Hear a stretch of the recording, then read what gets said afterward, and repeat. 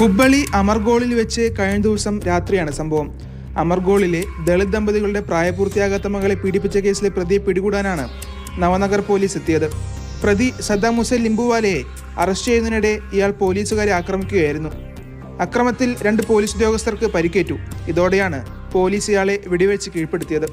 വൈദ്യപരിശോധനയിൽ പെൺകുട്ടി ഗർഭിണിയാണെന്ന് കണ്ടെത്തിയതോടെയാണ് ആശുപത്രി അധികൃതരുടെ നിർദ്ദേശാനുസരണം പോക്സോ വകുപ്പ് പ്രകാരം പോലീസ് കേസെടുത്തത്.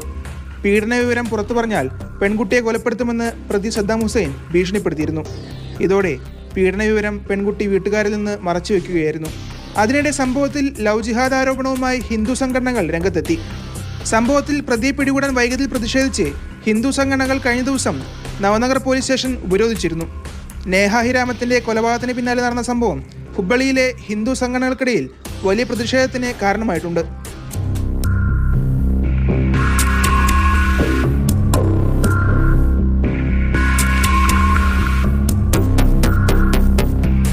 മാതൃഭൂമി ന്യൂസ്, ബംഗളൂരു.